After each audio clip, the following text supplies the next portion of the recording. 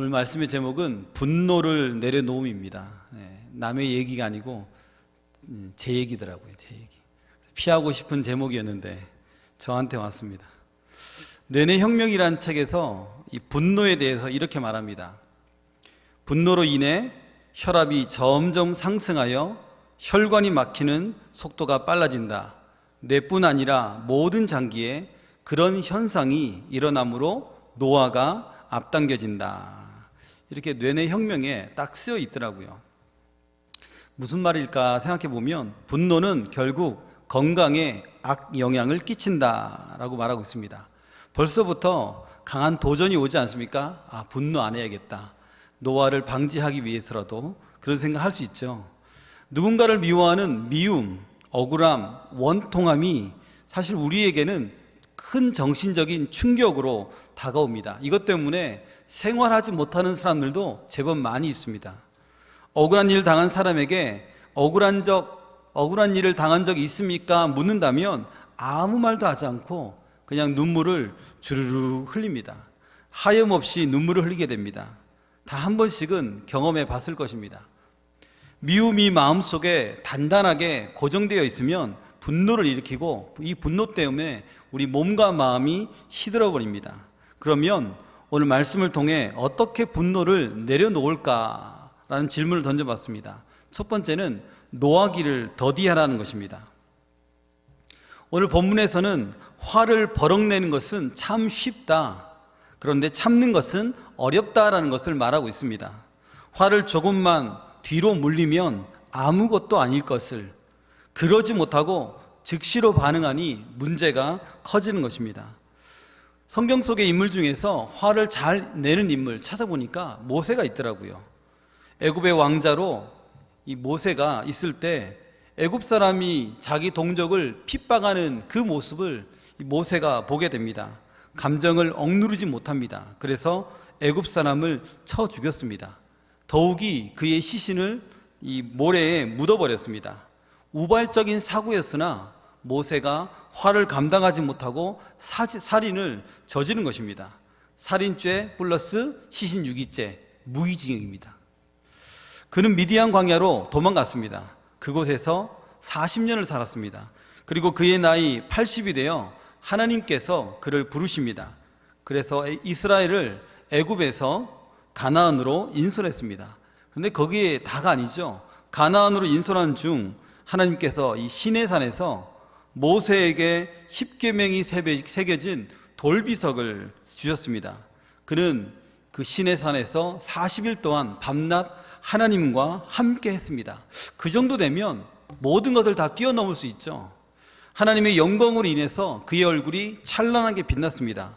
그런 그가 하나님이 주신 그 돌비석을 들고 내려오면서 이 산 아래에서 우상 숭배하는 이스라엘 백성들을 보게 되는 것입니다. 어떻게 했을까요? 40일 밤낮을 주와 함께 했는데, 그리고 주님께서 직접 만들어 주셨는데 그 돌비석을 내던져 버립니다. 분노는 눈 깜짝할 사이에 사고를 내게 합니다. 모세가 가나안 땅에 또 들어가지 못했던 이유가 있죠. 이스라엘 백성들이 가데스 바네아에 왔을 때 이 백성들이 또 모세를 원망합니다. 하나님을 원망합니다. 모세를 죽이겠다고 합니다. 그리고 다시 우리는 애굽으로 돌아가겠다고 합니다. 이 모든 말이 모세에게는 너무 충격이었습니다. 아니, 이 사람들이 내가 어떻게 당신들을 여기까지 데리고 왔는데 이제 와서 돌아가겠다고? 나를 죽이겠다고? 이것들은 사람도 아니야. 그런 마음이 이제 모세의 마음속에 있는 겁니다. 민수기 20장 10절입니다. 민수기 20장 10절 같이 읽겠습니다. 모세와 아론이 회중을 그 반석 앞에 모으고 모세가 그들에게 이르되 반역한 너희여 들으라. 우리가 너희를 위하여 이 반석에서 물을 내랴 하고. 그러면서 반석을 탕탕 2번 쳤습니다. 그때 하나님께서 모세에게 충격적인 말씀을 하십니다. 12절입니다. 같이 함께 읽겠습니다. 여호와께서 모세와 아론에게 이르시되 너희가 나를 믿지 아니하고 이스라엘 자손의 목전에서 내 거룩함을 나타내지 아니한 고로 너희는 이 회중을 내가 그들에게 준 땅으로 인도하여 드리지 못하리라 하시니라. 아멘. 결국 모세는 40년 동안이나 이스라엘 백성들을 희생적으로 섬겼으나 분노로 인한 불순종으로 가나안 땅에 들어가지 못하게 되었습니다. 모세는 하나님이 자신과 함께 하신다는 그 사실을 종종 잊었던 것 같습니다. 그로 인해 여호수아 1장 5절에 내가 모세와 함께 있었던 것 같이 너와 함께 있을 것임이니라. 하나님은 모세와 함께 있었습니다. 우리도 마찬가지입니다. 우리가 무슨 일을 하든 어디에 있든 하나님은 임마누엘의 하나님이죠. 하나님이 우리와 함께 하십니다. 고통 속에 있더라도 하나님은 그 자리에 우리와 함께 고통을 나누고 계십니다. 이 분노라는 악어가 우리를 집어삼킵니다. 분노라는 커튼이 하나님의 영광을 완전히 가리워 버립니다. 성경은 그럼 모든 분노를 다 금하고 있습니까? 그렇지 않습니다. 불의한 상황, 도덕적 타락, 죄의 행동에 대한 분노, 그것을 허용하고 있습니다. 아마도 오늘날 이런 분노는 아마 더 필요할 듯 합니다. 불의한 상황에 침묵하는 사람들이 더 많습니다. 죄된 행동을 보고 침묵하는 사람들이 더 많기 때문입니다. 그렇다고 분을 함부로 발하면 안 된다는 것을 말하고 있습니다. 분을 내더라도 조심하라라고 말합니다. 에베소서 4장 26절입니다. 같이 한번 읽겠습니다. 분을 내어도 죄를 짓지 말며 해가 지도록 분을 품지 말고. 분을 매우 조심스럽게 처리하지 않으면 원망과 악독과 비통한 감정으로 이끌어갈 수 있다는 것입니다. 그 구렁텅이에 빠질 수 있다는 것입니다. 그리고 해가 지기 전에 그것을 처리하라고 합니다. 분노를 놔두면 어떻게 됩니까? 분노를 놔두면 분노가 괴물이 되어 우리의 영혼을 잠식시키는 것입니다. 매일 밤 속이 부글부글 끓어올라서 잠 못 이루는 밤을 이루지 않습니까? 더 깊은 분노의 구렁텅이로 자꾸만 들어가게 돼 있습니다. 구렁텅이 그 밑바닥까지 내려가면 원수마귀가 웃고 있는 것입니다. 그래, 그럴 줄 알았어. 너의 약점이 그거지. 네가 구렁텅이에 빠질 줄 알았어. 이 밑바닥까지 내려올 줄 알고 있었다니까. 아마 그렇게 반응할 것입니다. 그러므로 우리는 분노를 다음 날까지 그냥 두지 않겠노라 결심하고 기도해야 되는 것입니다. 아무리 좋은 일이라도 조심성 없는 그런 분노는 이를 그르치게 되어 있습니다. 조심성 없는 분노는 우리를 집어삼키고 하나님의 영광을 가리워 버립니다. 그러므로 분노가 올라오죠. 그때 생각해야 됩니다. 하나님이 임마누엘의 하나님이다. 지금 나와 함께 하신다. 하나님과 함께 나는 아주 조금만 뒤로 물러나 있자. 30초 뒤, 1분 뒤에 반응하자. 그런 생각을 갖고 있어야 됩니다. 그리고 나는 하나님의 거룩한 사람이다. 하나님께 영광 돌리는 거룩한 사람이다. 또한 생각함으로 노하기를 더디하는 우리 모두가 되시기를 바랍니다. 두 번째, 어떻게 분노를 내려놓습니까? 십자가로 마음을 다스려야 됩니다. 이 다산의 마지막 공부라는 책이 있습니다. 그 책에 보면 제왕학의 근본은 마음 공부라라고 적혀 있습니다. 그래서 왕이 되기 위해서는 가장 먼저 마음 공부가 바탕이 되어야 한다. 그 이야기를 하고 있는 것입니다. 조선 최고의 실학자 다산 정약용 선생의 마지막 관심사, 마지막 공부의 주제는 이 마음이었습니다. 18년 동안 억울한 유배 생활을 했습니다. 셋째 형 정약종이 이 처형을 당했습니다. 그리고 가문은 몰락해서 그에게는 그만큼 큰 충격이 없었습니다. 스스로 다스리며 완성하는 마지막 책, 그의 책 근사롱에는 가난과 고난과 근심 걱정은 그대를 옥처럼 완성한다라고 실려 있습니다. 다산 정약용은 이 유배지에서 마음을 다스릴 수 있었기에 이 혹독한 시기를 잠잠히 버티면서 아주 많은 책들을 출간할 수 있었습니다. 이 강주민 목사님의 책에 보면 이 마음에 대해서 이렇게 표현합니다. 마음의 정원을 잘 가꾸려면 사랑과 성실과 인내가 필요하다. 살아있는 모든 것은 사랑을 먹고 자란다. 사랑은 관심이 필요하다. 사랑은 돌봄이다. 우리가 무엇보다도 관심을 기울여 돌보아야 할 것은 마음의 정원이다. 마음을 정원으로 표현하고 있습니다. 마음을 잘 관리하란 말이죠. 마음을 잘 관리하는 것이 우리에게 참 필요합니다. 저는 기질을 살펴보면 다혈질입니다. 그렇게 안 보이겠지만 그렇죠. 다혈질입니다. 좋지 않은 성격입니다. 아이들에게 소리칠 때가 많습니다.